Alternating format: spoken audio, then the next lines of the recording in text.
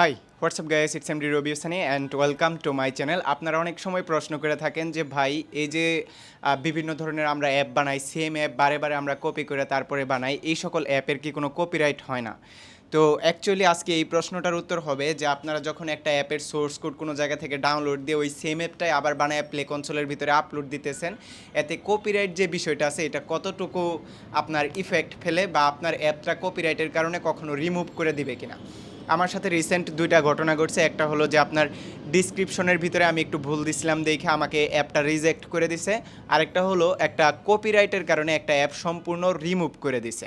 তো এই এক্সপিরিয়েন্সগুলো আজকে আমি আমার এই ভিডিওতে শেয়ার করব, আর পাশাপাশি আমি আপনাদের গাইড করার চেষ্টা করব যে আফটার অল এতগুলো অ্যাপ্লিকেশন বানানোর পরে কপিরাইট যে জিনিসটা আছে এই জিনিসটা কখন আসে বা কখন অ্যাপ প্লে কনসোল থেকে রিমুভ করে দেয় আপনার, অথবা দেখা গেছে যে আপনি সেম অ্যাপ আরেকবার একই সোর্স কোড দিয়ে যখন বানান, এতে করে আপনার কি কি জিনিস চেঞ্জ করলে ওইটা কপিরাইট আসবে না।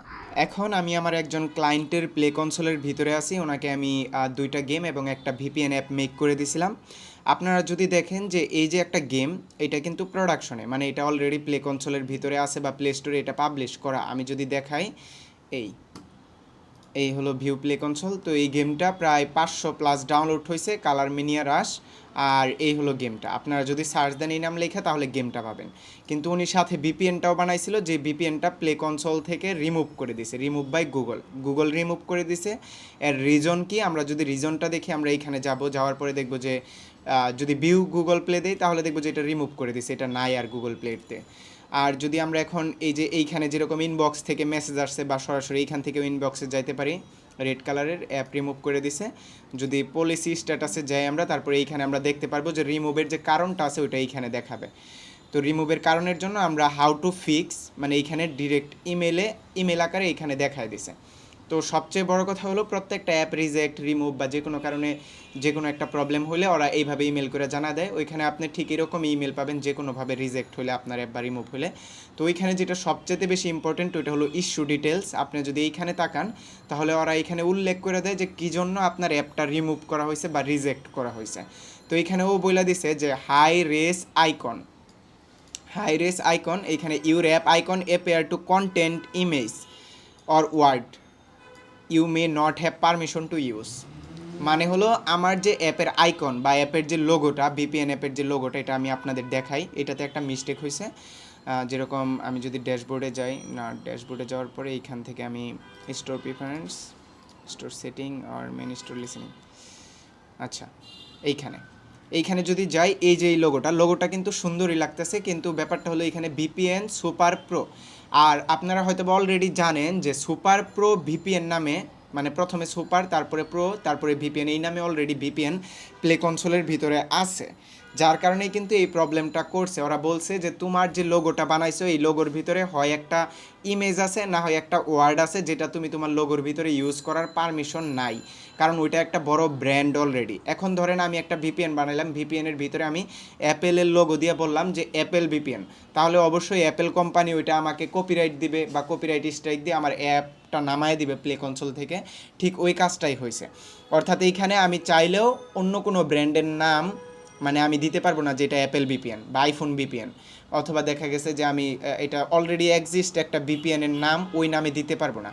তো আপনারা হয়তো এতক্ষণে বুঝে গেছেন যে যদি আপনি একটা অ্যাপ বানান তাহলে ওই অ্যাপের অনেক সময় ডিসক্রিপশনের জন্য আপনার রিজেক্ট করে দেয়। মানে এই যে এইখানে দেখেন আমি সুন্দর করে লিখছি যে এটা শর্ট ডিসক্রিপশন, এটা ফুল ডিসক্রিপশন, এটা অ্যাপের নাম।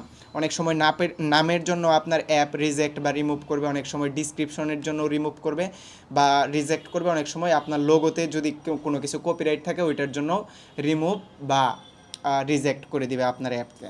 তো এই সকল এক্সপিরিয়েন্স আপনি অল্প অল্প করে গেদার করে তারপরে এটাকে কিন্তু আবার সলভ করার উদ্দেশ্য হলো একটাই, যে আমি আমার অ্যাপের নাম এবং লোগো এই দুইটা চেঞ্জ করে আবার অ্যাপটাকে রিসাবমিট করে তারপরে এটাকে প্লে কনসোলে আমি আপলোড দিব আবার ভার্সন চেঞ্জ করে, তখন দেখা গেছে এটা আবার প্লে স্টোরে চলে যাবে। সো এই সকল এক্সপিরিয়েন্স আস্তে আস্তে গ্যাদার হবে। যারা ডেভেলপার তারা তো ডেভেলপ করতে করতে এক্সপিরিয়েন্সগুলো নেবেন, আর যারা অলরেডি অ্যাপ বানাইতেছেন তারা অলরেডি জানা রাখেন ব্যাপারগুলো, যে আপনার অ্যাপের ভিতরে যদি কোনো কপিরাইট জিনিস ইউজ করে থাকেন, নাম অথবা কোনো ইমেজ, তাহলে অবশ্যই আপনার অ্যাপ প্লে কনসোল থেকে রিমুভ করে দিবে। তো রিসেন্টলি আমার দুইটা অ্যাপের ভিতরে প্রবলেম হয়েছে। একটার ভিতরে ডিসক্রিপশনের জন্য আর আরেকটার ভিতরে হলো লোগো কপিরাইটের জন্য।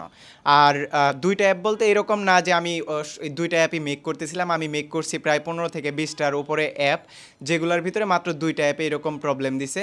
তবে এই প্রবলেমগুলো আমার একটু কনসার্ন হওয়া উচিত ছিল যে একটা ক্লায়েন্ট যখন একটা নাম আইসা বলে যে ভাই আমার ভিপিএনের নাম সুপার প্রো ভিপিএন দিব, আমারও একটু কনসার্ন থাকা উচিত যে এই সুপার প্রো নামে অলরেডি তো একটা ভিপিএন প্লে কনসোলের ভিতরে এক্সিস্ট করতেছে, তো আমি কি জন্য ওই নামটা দিলাম। তো আপনারা যারা ভিপিএন বানান অথবা দেখা গেছে যে একটা অ্যাপ বানান, তো ওই টাইমে আপনারাও কনসার্ন থাকবেন যে আমি যেই অ্যাপটা বানাইতেছি, ধরেন আপনি একটা ই কমার্স অ্যাপ বানাবেন দারাজ.com নামে, কিন্তু দারাজ.com তো অলরেডি অ্যাভেলেবেল আছে, তো ওই নামে অ্যাপ বানাইলে অবশ্যই ওইটা কপিরাইট খাবেন।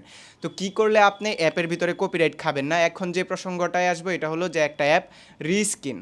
ধরেন আপনি একটা সোর্স কোড, যেরকম আমি অনেকগুলো গেম বানাইছি, প্রায় বললামই তো 200-এর উপরে গেম বানাইছি আমি, তো 200টার উপরে গেম বানাইছি, এগুলোর ভিতরে একটার কপিরাইট নাই অথবা একটার লোগো কপিরাইট নাই। এর কারণ হলো কি, প্রত্যেকটা গেমের নাম আলাদা হয়ে থাকে, একটু ডিফারেন্ট হয়ে থাকে নাম, যেরকম কিং কালার রাশ আবার কালার মিনিয়া রাশ, তো এইখানে একটা ডিফারেন্ট নাম আছে, আর দুইটা নামই ইউনিক, এই দুইটাই কোনো বড় ব্র্যান্ড না। এখন আমি যদি আপনাকে রিস্কিনের ব্যাপারে বলি, আপনি যখন একটা অ্যাপ রিস্কিন করবেন, আপনার যে গেম আছে একটা গেম রিস্কিন, বা ধরতে পারেন যে একই সোর্স কোড দিয়ে দুইটা গেম বানাবেন আপনি, তাহলে দুইটার নাম ডিফারেন্ট হইতে হবে, দুইটার লোগো ডিফারেন্ট হইতে হবে। এখন লোগো অনেক সময় গেমের লোগো দুইটা ডিফারেন্ট হয়। এখন ধরেন একটা ক্যারেক্টার একটু মেলই থাকলো, আরেকটা ক্যারেক্টার একটু সেলের মতো দেখতে, অথবা আরেকটা ক্যারেক্টার একটু যুদ্ধ করতেছে, আরেকটা ক্যারেক্টার দেখতে একটু মানে দাঁড়ায় আছে বা অন্যভাবে। তো এইভাবে ক্যারেক্টার আলাদা আলাদা নিয়ে আপনি গেমের লোগোগুলো বানাইতে পারেন। আবার দেখা গেছে যে আপনার যখন গেমের লোগো এবং নেম ডিফারেন্ট হবে, তখন আপনার গেমের যে প্যাকেজ নেম আছে এটা অবশ্যই ডিফারেন্ট রাখতে হবে। তারপরে আপনার গেমের ভিতরে যে খেলার সেন্সিটিভিটিটা আছে এটা অল্প চেঞ্জ করে রাখতে হবে। তো এই কয়টা বিষয় যদি আপনি খেয়াল রাখেন, তাহলে আপনার গেমের ভিতরের যে ডিটেলগুলো আছে এগুলো অটোমেটিক চেঞ্জ হয়ে গেলে আপনারা গেমকে কপিরাইট দিবে না। অথবা আপনি যখন একটা ই কমার্স অ্যাপ বানাবেন, তখন দুইটা ই কমার্স অ্যাপ দেখতে সেমই হইলেও আপনি চেষ্টা করবেন অল্প একটু আপনার ডিজাইনের ভিতরে ইউনিক রাখতে, যে আমার ডিজাইনটা একটু ডিফারেন্ট, এবং আপনার লোগো ডিফারেন্ট রাখতে চেষ্টা করবেন। অবশ্যই আপনার অ্যাপের নাম যেটা আছে এটা তো অনেকটাই আপনার ডিফারেন্ট রাখতে হবে, এরকম না যে আপনার যে ই কমার্স অ্যাপ বা প্রোডাক্ট সেলের যে অ্যাপ আপনি বানাবেন ওইটার নাম রেখে দিবেন অ্যাপেল ই কমার্স অ্যাপ, কারণ অ্যাপেল অলরেডি একটা বড় ব্র্যান্ড, ওইটা রাখা যাবে না। So that's all. যদি এই সিম্পল টিপসটা আপনাদের কাছে ভালো লেগে থাকে তাহলে অবশ্যই লাইক দিবেন and subscribe my channel to stay with me. একটা অ্যাপ রিস্কিন করার ক্ষেত্রে 10 থেকে 12টা জিনিস চেঞ্জ হয়, আর ওই 10 থেকে 12টা জিনিস সিম্পলি যখন আপনি চেঞ্জ করে ফেলবেন, আপনার অ্যাপ দেখতে একরকম হলেও বা গেম দেখতে একরকম হলেও ওইটার ভিতরের অনেক জিনিস চেঞ্জ থাকে, যার কারণে একটা গেম অথবা অ্যাপ আপনাকে কপিরাইট দেয় না সহজে। প্লে কনসোলের ভিতরে কপিরাইটও দেয় না, বা রিজেক্টও করে না, অথবা রিমুভও করে না।